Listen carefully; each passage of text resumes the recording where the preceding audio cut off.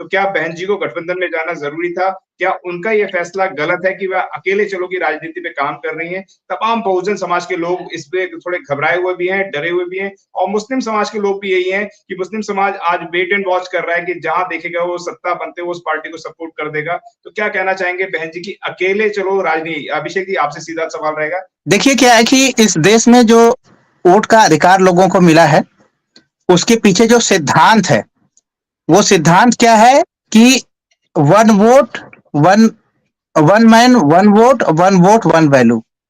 इस देश में कोई भी व्यक्ति हो, उसको एक वोट का अधिकार मिला है, और हर व्यक्ति के वोट की कीमत क्या है, एक समान है। कोई व्यक्ति अंबानी भी हो सकता है और रिक्शा वाला भी हो सकता है। अगर उन दोनों के बीच में कोई समानता स्थापित करता है तो उसका वोट, दोनों की वोट की कीमत क्या है, बराबर है। तो पहली बात हमें समझने की है कि इस देश में ऐसे कौन से लोग हैं जो अगर इस देश में इकट्ठा हो जाए, यूनाइट हो जाए, तो वो इस देश में राजनीतिक सत्ता अपने हाथ में ले सकते हैं। इस देश में इस देश में देखिए इस देश की जो ब्राह्मणवादी जो ये तंत्र है, उसने बहुत चालाकी से, बहुत धूर्तता से लोगों की आंखों में धूल झोंका है। आंखों में धूल झोंकने का मतलब है लोगों के दिमाग से वो खेलते हैं। कैसे खेलते हैं? इस देश में चाहे क्रिश्चियन हो, चाहे सिख हो, चाहे मुस्लिम हो, चाहे पारसी हो, चाहे और कोई हो, ये कोई कहीं दुनिया के किसी दूसरे मुल्क से नहीं आए हैं। जैसे आज हम पढ़ते लिखते हैं तो इंजीनियरिंग का जब कोर्स करते हैं तो इंजीनियरिंग में जो बड़े बड़े सिद्धांत हैं वो वेस्ट के थिंकरों ने डेवलप किए हैं।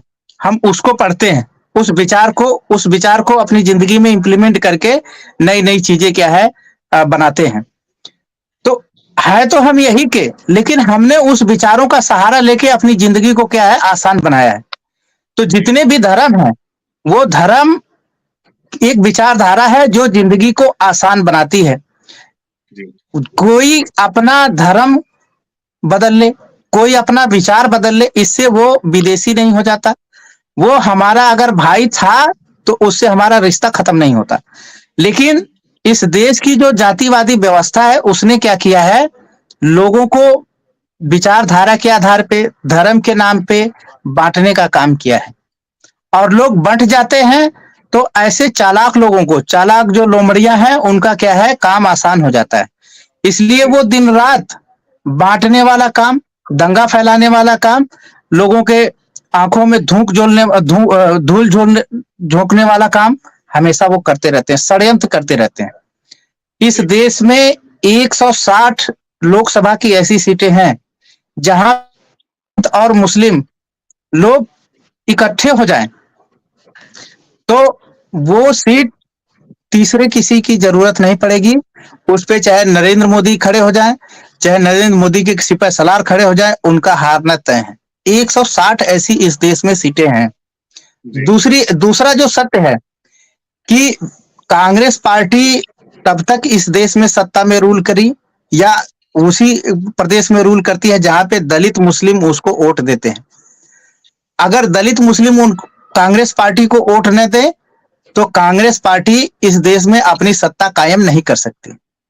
तो हमें समझने की जरूरत है कि हमारे पास कौन सी ताकत है जो संविधान ने दिया है, जिसको बाबा साहब अम्बेडकर ने दिया है, वो ये वोट की ताकत दिया है। अगर हम लोग अपने जाति मामले को छोड़ दें, हो सकता है बहुत भाई, एक घर में अगर 4 लोग रहते हैं तो उनके बीच में विचारों का कई तरह से उनके बीच में क्या है, मनमुटाव होता है। अगर ये जाति मामला है, अगर हम अपने समाज को ध्यान दें, अगर हम अपने बच्चे के भविष्य को ध्यान में दें, तो अगर हम लोग बहुजन समाज पार्टी के बैनर तले इकट्ठे हों, चाहे वो दलित हों, चाहे वो मुस्लिम हों, चाहे वो पिछड़े हों, चाहे अति पिछड़े हों, चाहे महिलाएं हों, तो इस देश में जो जितनी भी समस्या ब्राह्मणवादी पार्टियां, चाहे वो कांग्रेस हो, चाहे बीजेपी हो, चाहे समाजवादी हो, ये पैदा कर रही हैं, उन सारी समस्याओं से हम निपट सकते हैं और अमन चैन की जिंदगी जी सकते हैं। तो ये जो लोग शिगुफा, मैं कह रहा हूं कि ये जो शिगुफा फैलाते हैं कि बहुजन समाज पार्टी अगर किसी पार्टी के साथ गठबंधन नहीं करेगी तो हार जाएगी, तो मैं आपको बताना चाहता हूं कि बहुजन समाज पार्टी 1984 में बनी, 89 में अपने बलबूते पर बहुजन समाज पार्टी ने सांसद बनाए। और ऐसा नहीं है, 2014 तक बहुजन समाज पार्टी अपने बलबूते पर सांसद बनाती रही है। और 2004 में, 2007 में, 2009 में 19 सांसद और 21 सांसद भी बनाए अपने बलबूते। अपने बलबूते का मतलब क्या है कि बहुजन समाज के बलबूते। बहुजन समाज के बलबूते का क्या मतलब है? Schedule caste, schedule tribes, OBC, इनके बलबूते, माइनॉरिटी मुस्लिम समाज के बलबूते ये अकेले 21 सीटें जीती हैं। ये जो लोग कहते हैं वो क्यों कह रहे हैं? क्योंकि उन लोगों को जो चंदा का पैसा है उससे जलपान कर रहे हैं, तो ऐसा बताया जा रहा है कि आपको यही बोलना है। उनकी अपनी इसमें कोई, आप उनसे पूछ लेंगे कि भाई आप किस आधार पे बोल रहे हो, तो वो नहीं बता। इस देश में 2019 में सपा बसपा का उत्तर प्रदेश की लोकसभा में गठबंधन हुआ। सपा बसपा उत्तर प्रदेश की सबसे मजबूत पार्टी थी। बहुजन समाज पार्टी उन्हीं सीटों पे जीती जिस पे दलित और मुस्लिम समाज के लोग यूनाइट हो गए थे। और जिस सीटों पे दलित, मुस्लिम, पिछड़े समाज के लोग इकट्ठा नहीं होते हैं, वो सीटें हम लोग हार जाते हैं। तो कहने का मतलब यह है कि जो 2019 में सपा बसपा के मिलने के बाद भी अगर नरेंद्र मोदी को नहीं हराया जा सका, तो इसका मतलब है कि केवल पार्टियों के गठबंधन से नरेंद्र मोदी को नहीं हराया जा सकता, भारतीय जनता पार्टी को नहीं हराया जा सकता। अगर उनको हराना है तो समाज के बीच में गठबंधन होने की जरूरत है। गठबंधन समाज के बीच में होना चाहिए। और आपको पता है कि केवल बहुजन समाज पार्टी के बहन कुमारी मायावती जी ने हमेशा कहा है कि हम पार्टियों से नहीं, हम अपने समाज से गठबंधन कर रहे हैं। हम मुस्लिम समाज से गठबंधन कर रहे हैं, हम पिछड़े समाज से गठबंधन कर रहे हैं, हम अति पिछड़े समाज से हम दलित समाज से गठबंधन कर रहे हैं। अगर हम समाज का गठबंधन बनाते हैं तो हम नरेंद्र मोदी को हरा सकते हैं, भारतीय जनता पार्टी को हरा सकते हैं। अगर पार्टियों का हम गठबंधन बनाते हैं तो इसमें नरेंद्र मोदी या भारतीय जनता पार्टी को हराने की गुंजाइश कम है। तो बहुजन समाज पार्टी क्या काम कर रही है? ऐसा काम कर रही है जिसका कोई रिजल्ट हो।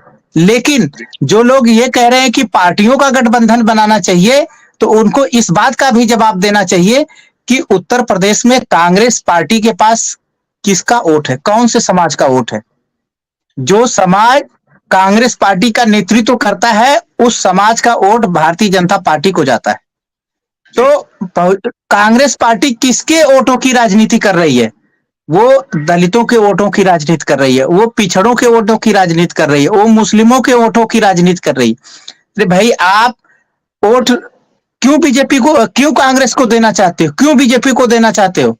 जब आपके समाज के लोग सक्षम हैं, आपके समाज के पास पार्टी है, जब आपके समाज के पास बहन जी जैसा नेतृत्व है, तो आपको ऐसे लोगों की लीडरशिप में जाने की क्या जरूरत है जो लोग आज तक आपका वोट लेके अपना झोला, अपना घर भरते रहे हैं।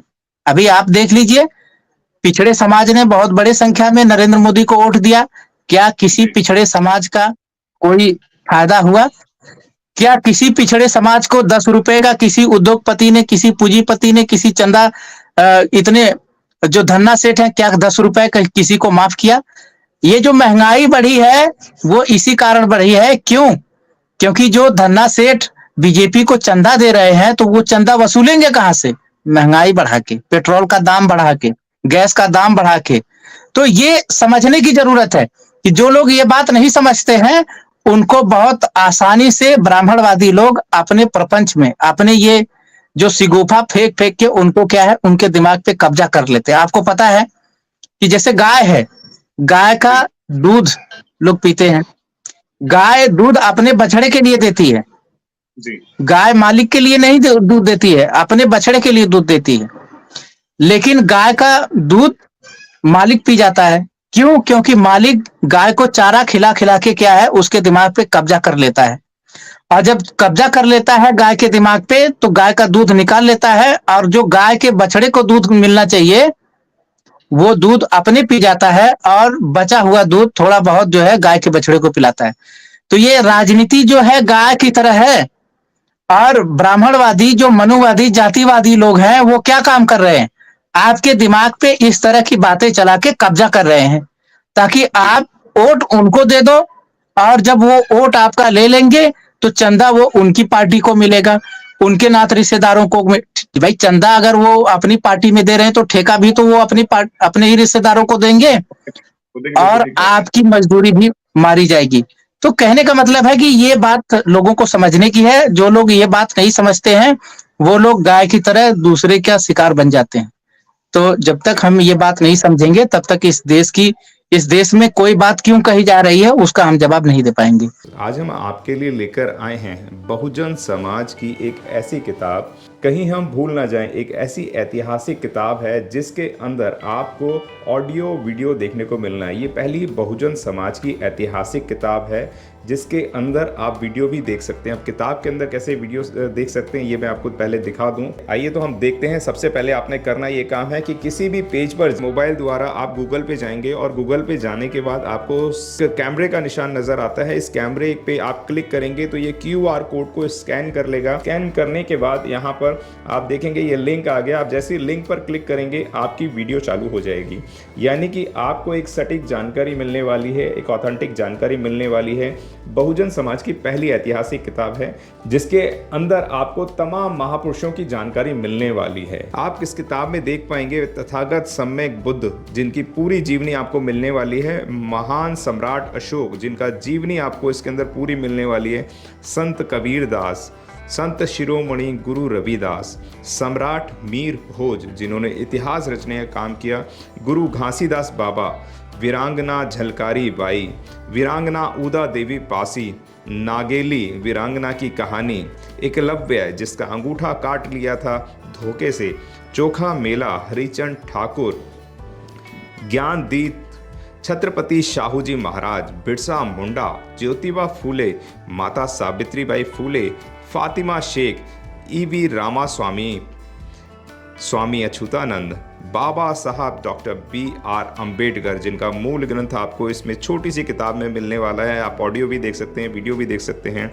माता रमाबाई, मोतिया रावण कंगाली, सरदार उधम सिंह, ललई सिंह यादव, दशरथ मांझी, शिव दयाल सिंह चौरसिया, कपूरी ठाकुर, भवरी देवी, मान्यवर काशीराम साहब जिन्होंने इतिहास को दोबारा दोहराने का काम किया था, वीरांगना फूलन देवी, बहन कुमारी मायावती, संकल्प भूमि और पूना पैक्ट। बहुजन समाज का एक मूल ग्रंथ यह आपके पास आ गया है और आप इसको बिल्कुल भी देरी ना करें। तो साथियों, अगर आप ये किताब मंगाना चाहते हैं तो डिस्क्रिप्शन बॉक्स में जो आप नंबर देख रहे हैं इस नंबर पर आप हमें अपना ऑर्डर बुक करा सकते हैं। कितनी किताब आपको चाहिए